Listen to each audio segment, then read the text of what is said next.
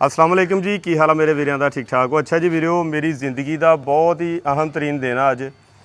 ਉਹਦੇ ਵਿੱਚ ਦੋ ਚੀਜ਼ਾਂ, ਇੱਕ ਤੇ ਇਹ ਆ ਕਿ ਮੇਰਾ ਹਮਸਾਇਆ ਜਿਹੜਾ ਨਾ ਉਹ ਫਾਕਾ ਕਸ਼ੀ ਦੇ ਆਲਮ 'ਚ ਬੈਠਾ ਸੀ, ਬਹੁਤ ਹੀ ਬੁਰੇ ਜਿਹੇ ਹਾਲਾਤ ਸੀ। ਜਦੋਂ ਇੱਥੋਂ ਅਸੀਂ ਗੁਜ਼ਰੇ ਆ, ਇਹ ਵਿਚਾਰਾ ਇੱਥੇ ਸੀੜੀਆਂ ਦੇ ਉੱਤੇ ਬੈਠਾ ਸੀਗਾ ਤੇ ਕੋਈ ਇਹਦਾ ਹਾਲਾਤ ਨਹੀਂ ਸੀ ਘਰ ਦੇ।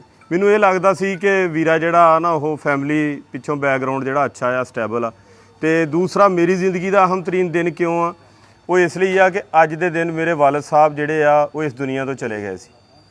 20 ਅਗਸਤ 2007 ਨੂੰ ਮੇਰੇ ਵਾਲਿਦ ਸਾਹਿਬ ਇਸ ਦੁਨੀਆ ਤੋਂ ਚਲੇ ਗਏ ਸੀ ਤੇ ਸਾਡੀ ਜ਼ਿੰਦਗੀ ਦਾ ਜਿਹੜਾ ਨਾ ਇਹ ਟਰਨਿੰਗ ਪੁਆਇੰਟ ਸੀ। ਜ਼ਿੰਦਗੀ ਬਿਲਕੁਲ ਹੀ ਬਦਲ ਕੇ ਰਹਿ ਗਈ ਸੀ ਤੇ ਬਹੁਤ ਬੁਰੇ ਜਿਹੇ ਹਾਲਾਤ ਮੈਂ ਦੇਖੇ ਆ। ਬੜੀ ਬੁਰੀ ਜੀ ਜ਼ਿੰਦਗੀ ਮੇਰੀ ਗੁਜ਼ਰੀ ਆ ਤੇ ਮੈਂ ਉਹ ਦੇਖਦਿਆਂ ਹੋਇਆਂ ਅੱਲਾਹ ਪਾਕ ਨੇ ਮੈਨੂੰ ਇਸ ਰਸਤੇ ਤੇ ਲਾਇਆ ਤੇ ਮੈਂ ਇਹੀ ਕੋਸ਼ਿਸ਼ ਕਰਦਾ ਹੁੰਦਾ ਯਾਰ, ਕੋਈ ਯਤੀਮ ਜਿਹੜਾ ਨਾ ਉਹ ਭੁੱਖਾ ਨਾ ਰਹਿ ਜਾਏ। ਕਿਸੇ ਯਤੀਮ ਦੇ ਘਰ ਦੇ ਵਿੱਚ ਇਹ ਨਾ ਹੋਵੇ ਕਿ ਸਬਜ਼ੀ ਨਾ ਪੱਕੇ 2 ਟਾਈਮ ਦੀ। ਮੇਰੀ ਇਹੀ ਕੋਸ਼ਿਸ਼ ਹੁੰਦੀ ਆ ਕਿ ਅਗਰ ਦੁਨੀਆ ਤੇ ਆਏ ਆ ਨਾ ਤਾਂ ਕੁਝ ਕਰਕੇ ਜਾਈਏ। ਤੇ ਮੇਰੇ ਵਾਲਿਦ ਸਾਹਿਬ ਦਾ ਨਾਮ ਵੀ ਇਫਤਖਾਰ ਸੀ, ਦੁਕਾਨ ਵੀ ਮਾਸ਼ਾਅੱਲਾ ਅੱਜ ਇਫਤਖਾਰ ਦੀ ਆ ਤੇ ਦਿਨ ਵੀ ਅੱਜ 20 ਅਗਸਤ ਦਾ ਆ ਤੇ ਅਸੀਂ ਉਹਨਾਂ ਦੀ ਰੂਹ ਦੇ ਇਸਾਲੇ ਸਵਾਬ ਲਈ ਉਹਨਾਂ ਲਈ ਦੁਆ ਵੀ ਕਰਦੇ ਆ ਕਿ ਅੱਲਾਹ ਪਾਕ ਉਹਨਾਂ ਨੂੰ ਜੰਨਤੁਲ ਫਿਰਦੌਸ ਦੇ ਵਿੱਚ ਆਲਾ ਮਕਾਮ ਅਤਾ ਫਰਮਾਏ।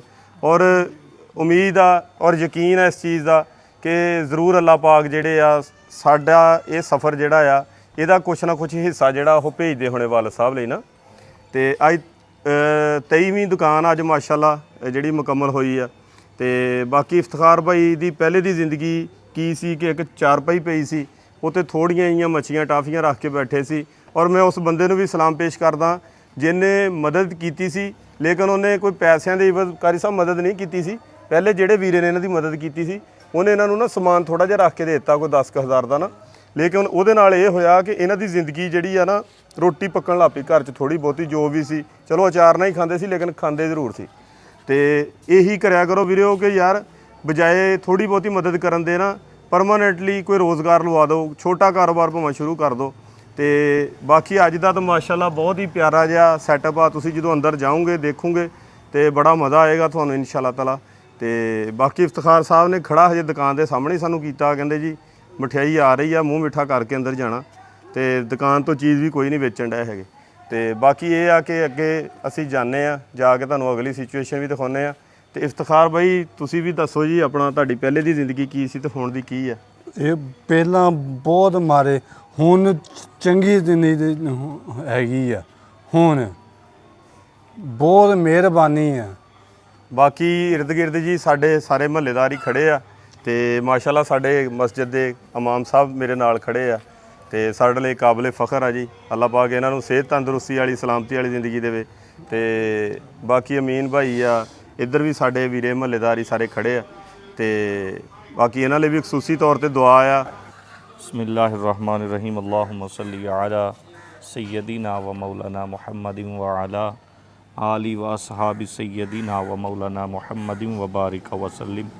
ऐ परवरदिगार, हम सब ने मिल के इकट्ठे होकर ये हाथ उठाए।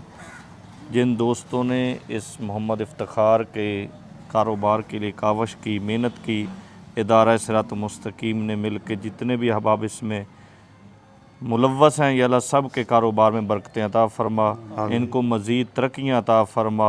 ये मौजूर मोहम्मद इफ्तिखार, इसके दिल को इन्होंने खुश किया, कारोबार अता किया यार, तेरे नाम पर शुरू किया यार रब्बुल आलमीन के कारोबार में बरकत अता फरमा, इनके घर में सकून अता फरमा, सलामती फरमा, दिन दुगनी रात चुगनी तरक्की अता फरमा।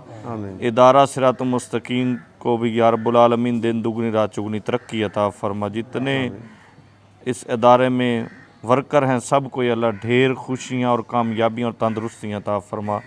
ज़्यादा से ज़्यादा हकदार लोगों का या रब्बुल आलमीन जो एहतमाम करने की तौफीक अता फरमा।